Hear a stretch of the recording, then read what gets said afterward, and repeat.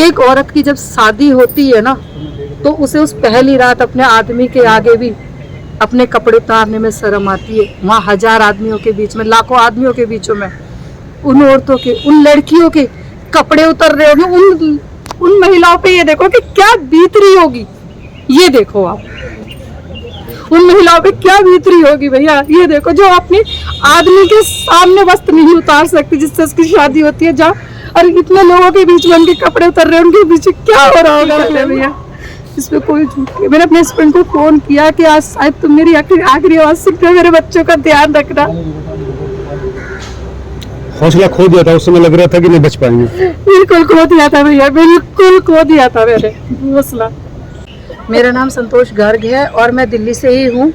हम लोग एक शांतिपूर्वक भोले बाबा के दर्शन करने गए थे। सोमवार का दिन था, मेरा खुद का फास्ट था। सवेरे से मैंने सोचा था 2-2:30 बजे तक हम लोग वापस आ जाएंगे, अपने घर बर्थ खोल लेंगे। हमें क्या पता था कि वहाँ पर इस तरीके से आतंकवाद फैल जाएगा, हमें ये तो नहीं पता था ना। घर में मैं सवेरे 6 बजे उठकर हम लोग जल्दी जाके जल्दी वापस आने के लिए, मैंने अपने बच्चों की शक्ल तक नहीं देखी थी। बिना शक्ल देखे मैं ऐसे ही अपने घर से निकल गई थी। उन लोगों ने क्या है, पहले हम लोगों को सबको आने दिया, मतलब कि जितनी भी वहाँ पे पब्लिक थी, 20, 25, 30, 40 हज़ार जो भी पब्लिक थी, सबको पहले उन्होंने आने दिया। जब हम लोग आकर वहाँ से जब दर्शन करके जब हम लोग वापस जाने लगे, तो उन्होंने एकदम से गाड़ियों पे पथराव, फायरिंग और मतलब कि ये सब चालू कर दी थी। उन्होंने गाड़ियाँ जलानी स्टार्ट कर दी थी। जब गाड़ियाँ जली तो उसमें से जो बहन बेटियाँ, जब गाड़ी जलेगी तो अपनी जान बचाने के लिए बाहर तो निकलेंगी। जो कम उम्र की, जैसे 17 साल हो गए, 18 साल हो गए, 20 साल हो गए, इस तरीके की लड़कियों को, जब वो लड़कियां भागी तो उन लोगों ने वो लड़कियां खींचना स्टार्ट कर दिया खेतों में। अच्छा। हाँ जी। तो वहाँ से फिर भगदड़ मच के जो उन पे 1 खींची, 2 खींची, 3 खींची, इस चीज को मैंने कैसे लोग थे, कौन थे, कितनी उम्र रही होगी उनकी? वो मतलब कि ये देख लो, छोटे से लेकर बड़े तक थे। अच्छा अच्छा। हाँ जी, छोटे से लेकर बड़े तक थे वो लोग। और जैसे उन लोगों ने जब बहन बेटियों को खींचना स्टार्ट करा तो भगदड़ मच गई। भगदड़ मचकर गाड़ियां किसी के पास थी नहीं, क्योंकि गाड़ियां सारी फूंक दी गई थी। तो सब लोग भगदड़ करके अपनी जान बचाने के लिए मंदिर में जाके हम लोग छुपे।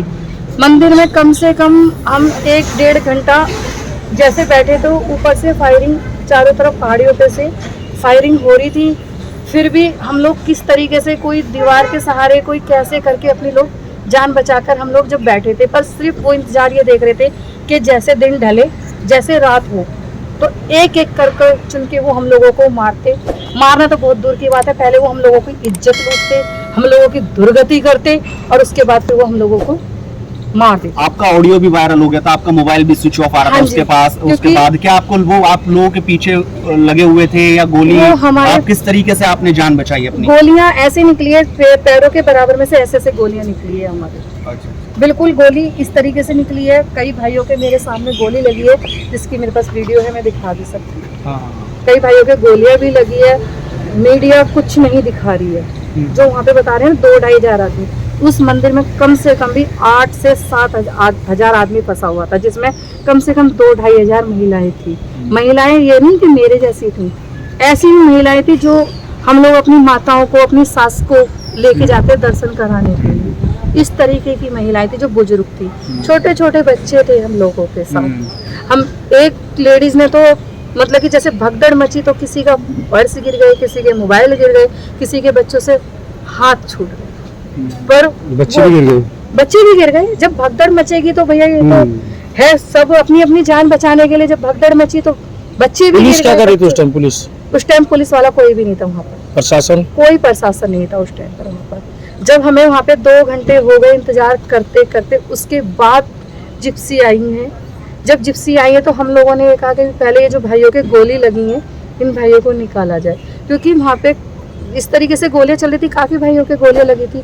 एक अंकल जी थे, उन्हें मैं नहीं जानती, उनका तो सर में इस तरीके से, मुझे नहीं पता, पत्थर लगा, गोली लगी, इस तरीके से लगी जैसे हम लोग शिवलिंग पे जल चढ़ाते हैं ना, इस तरीके से उनके लगा हुआ था। बादल ऐसे काला हो रखा था जैसे जब बरसात होती है, ओले पड़ते हैं ना, जब भी कोई बादल काला नहीं होता। मतलब मौसम खराब हो रहा था। मौसम नहीं, अच्छा। आग से, धुआं से जो गाड़ियां जली थी उनसे। ये घटना पूरी नूर में बात की है, पूरी नूर में बात की है, नल्लड़ मंदिर की, नल्लड़ मंदिर की है भैया। मैंने जब अपने हस्बैंड को जब ये मैंने देखा ना, जब हम मंदिर में भगे ना, जब हम उसको थोड़ी सी उम्मीद थी कि प्रशासन आएगा और हमारी जान बचेगी, पर जब हमने लगा कि गेट जो नल्लड़ मंदिर का जो होता, जब आग हमारे पास से आ गई, तो मैंने अपने हस्बैंड को आखिरी कॉल किया ये कहने के लिए कि शायद तुम मेरी ये आखिरी आवाज सुन रहे हो। ये हकीकत है भैया, इसमें कोई झूठ नहीं। मैंने अपने हस्बैंड को फोन किया कि आज शायद तुम मेरी आखिरी आवाज सुन रहे हो, मेरे बच्चों का ध्यान रखना। हौसला खो दिया था उस समय, लग रहा था कि नहीं बच पाएंगे। बिल्कुल खो दिया था भैया, बिल्कुल खो दिया था मैंने हौसला। बाहर से पत्थर भी आ रहे थे और से पत्थर से तो इंसान फिर भी सर फूटेगा, बच जाएगा, गोली से कैसे बचेगा। मंदिर को घेर के गोली चल रही। मंदिर को घेर के चारों तरफ पहाड़ी के बीच में मंदिर था, चारों तरफ से। एक बात बताओ आप मुझे, इतनी ऊंची पहाड़ी थी, क्या वैष्णो देवी कभी अगर कोई गया हो तो वैष्णो देवी की चढ़ाई क्या वो 10 मिनट में कर लेगा? नहीं करेगा ना, नहीं करेगा ना। तो उनका पहले से प्लान था, जब भी तो इतनी ऊंची पहाड़ियों पे चढ़कर बैठे थे वो। जब हम रात को जब निकले है ना वहां से, तो गाड़ियों के नीचे से घुस घुस के निकले। जब हम गाड़ियों के नीचे से जब हम घुस घुस के निकले हैं वहां से, तो ये देख लो, जब भी पहाड़ों पे से टॉर्चें जल रही थी। पुलिस के आने के बाद भी, पुलिस के आने के बाद टॉर्चें जल रही थी वहां पर, कि अगर वो पहाड़ियों में से अगर वो जैसे वो था कि वो घुसने की हमारे बीच में, हमारी भीड़ में जब भी कोशिश कर रही थी, पूरी तैयारी थी।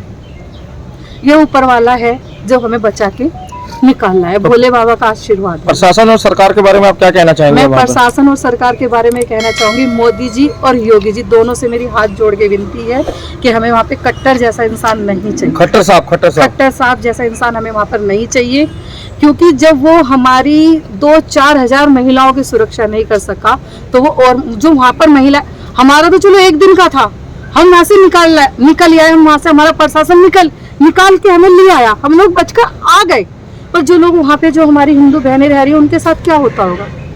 जब हम एक दिन वहाँ पे सुरक्षित नहीं थे, वो तो वहाँ रोज रह रही हैं, तो वहाँ उनका क्या हो रहा होगा? मुझे तो नहीं लगता, मुझे तो लगता है वहाँ पे उनकी रोज इज्जत लुटती होगी। ये बताओ, तो इसका मतलब तो वहाँ पे या तो हिंदुओं को, जब उसे पाकिस्तानी ही बनाना है कट्टर साहब को, तो इससे अच्छा तो वहाँ पे हिंदुओं को निकाल दिया जाए। क्या हिंदुओं को मरने के लिए क्यों छोड़ा गया है वहाँ पर? क्या हिंदू इतना फालतू हो गया है क्या? ये बताओ, क्या हमारा समाज इतना फालतू हो गया है क्या कि जो वहाँ पे मारने के लिए छोड़ दी जाए? ये बताओ, हम एक दिन वहाँ नहीं झेल पाए, वो लोग रोज कैसे तिल करके मर रहे हो? ये बताओ आप मुझे। मैं उस योगी जी से और मोदी जी से यही सवाल चाहती हूँ, योगी जी से मेरी एक प्रार्थना है, हाथ जोड़कर, जैसे बुलडोजर यूपी में चलता है ऐसा ही हरियाणा में चलना चाहिए, मेरी हाथ जोड़ के विनती है। बस मैं, उम्मीद लग रही है आपको, 4 दिन हो चुके, अभी उम्मीद लग रही है कि कुछ होगा, कुछ कार्रवाई होगी? अभी तक तो कोई कार्रवाई नहीं हुई है। अगर उम्मीद है तो योगी जी और मोदी से ही है, मोदी जी से ही है। अगर उन्हें 2024 में अगर आना है तो प्लीज इस चीज पे, जो हमारी इज्जतें लूटी हैं, जो हमारे साथ बदतमीजी हुई है, जो हमारे भाई मरे हैं, 5 आदमियों की गिनती मत बताओ जो ये मीडिया बता रही है, हमें पता है कितने मरे हैं, क्योंकि हमने देखा है कितने हमारे भाई मरे हैं। हमने वहाँ की बिजली वहाँ की बंद कर दी गई, पानी वहाँ पर पीने को नहीं था।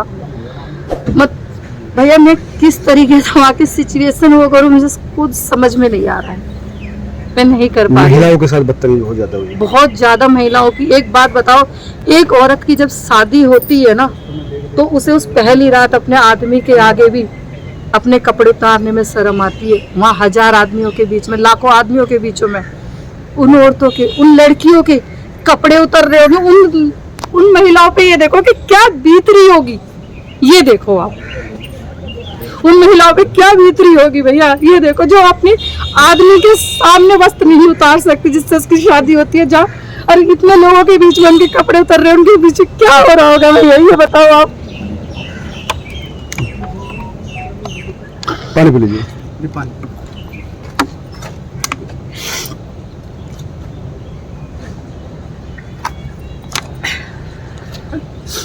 भैया, ऐसा मैंने लाइफ में अपने कभी नहीं देखा था जो इस बार देखा है। मैं मतलब बता नहीं सकती आपको। समझ सकते प्रशासन हो। से क्या कार्रवाई की मांग करते हैं दीदी, आप क्या चाहते हैं आप?